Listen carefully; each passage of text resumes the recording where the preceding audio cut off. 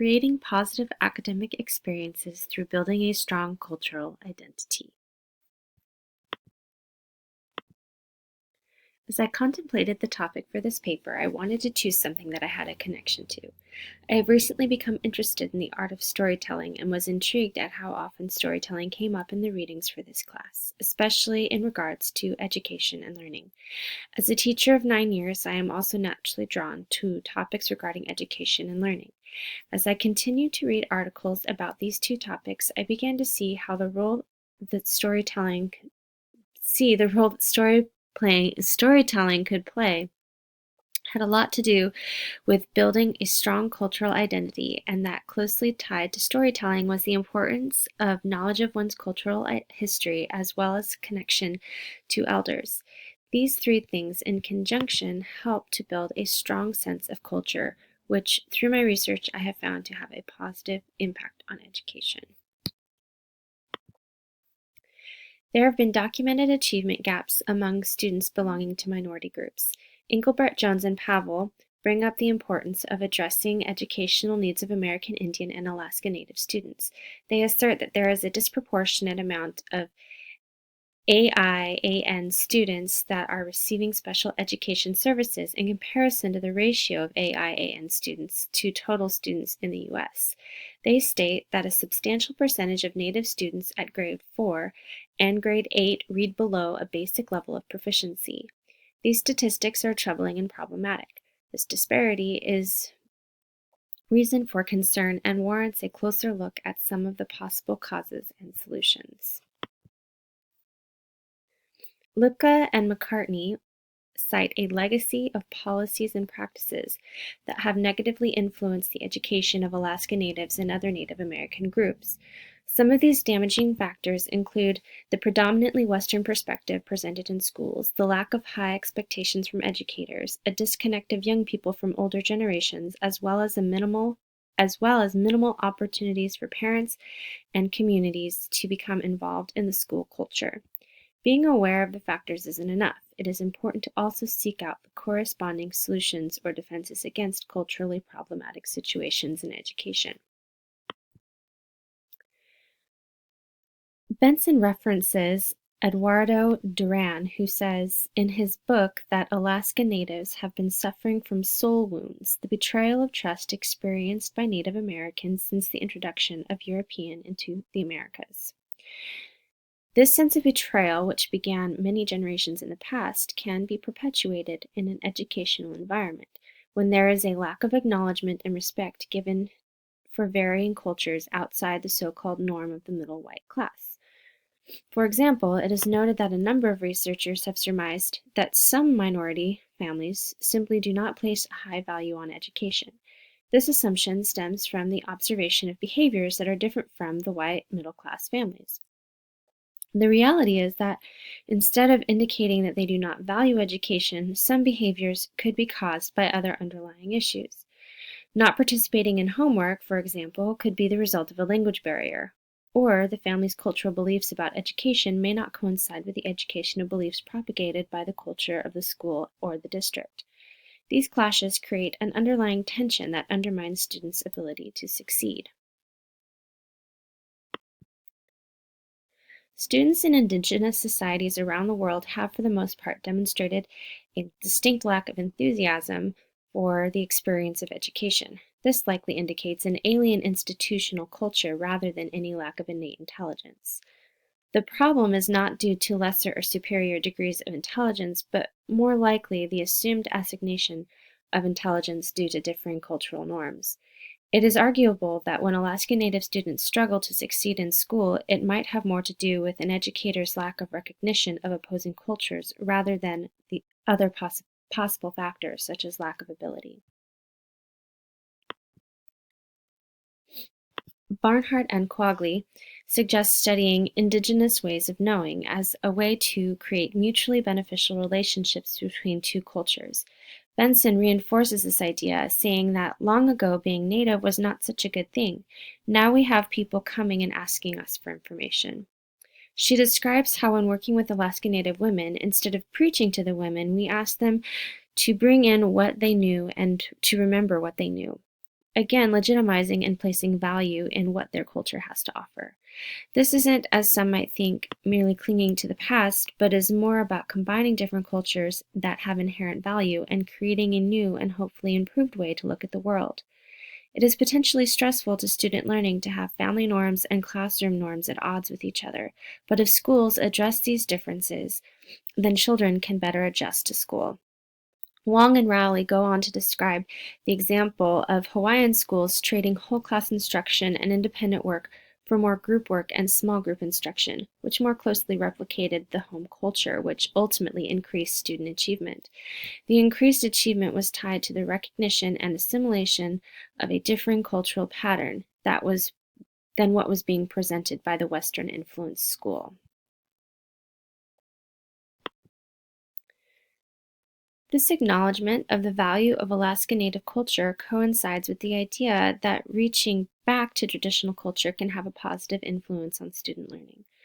For an individual person or student, history is a way to understand his or her place in the stream of history. When people can start to see their own lives as being part of something historically and culturally significant, this provides the opportunity for a sense of collective identity. Instead of feeling like an isolated individual, students can be made to feel like they are part of something that goes beyond their current educational situation. They reach a higher plane of connectivity.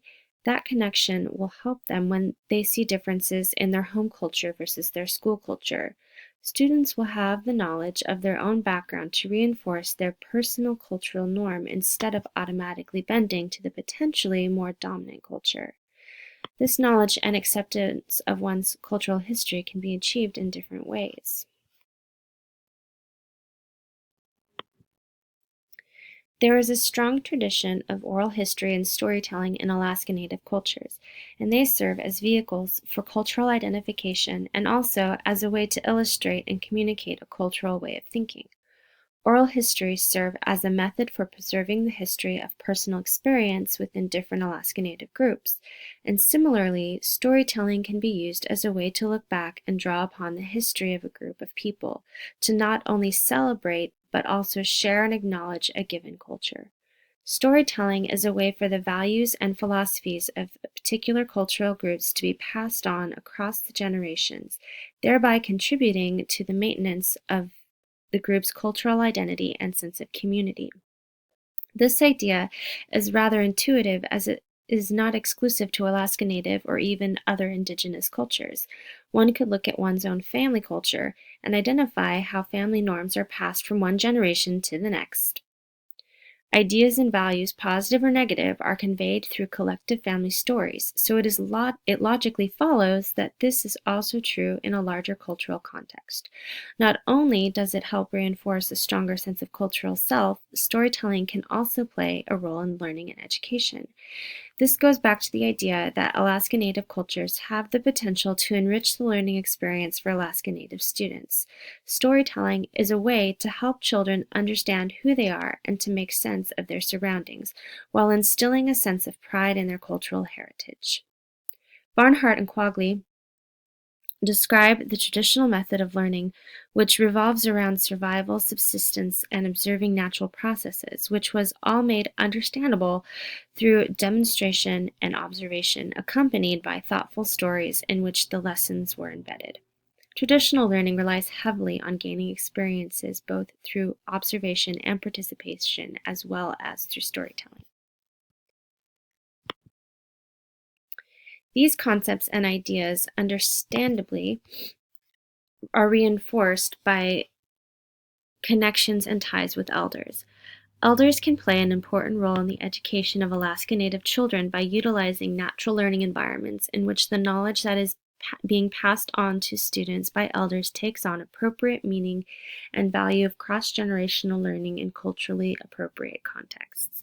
Fine Up Riordan describes her experience as she observed a culture camp, which took place for 10 days. During this culture camp, 5 Yupik elders worked with 20 Alaska Native children, their ages ranging from 10 to 14 years old.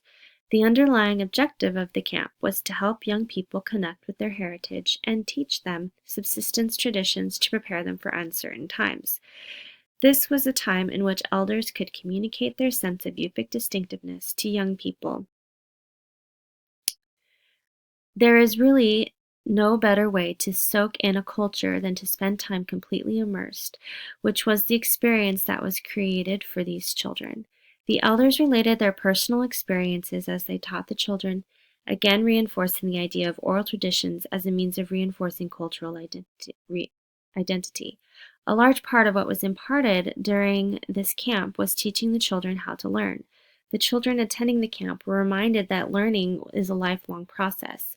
One of the elders, Teresa Moses, encouraged the young people to put what they had learned in their pockets and take it home, because as you are living your lives, if you reach that situation they told you about, it will be like you are taking it out of your pocket, shaking it, and using it. These elders were teaching the children about subsistence, but in the process, they were also demonstrating the traditional way of learning, which again is based in experiences and stories.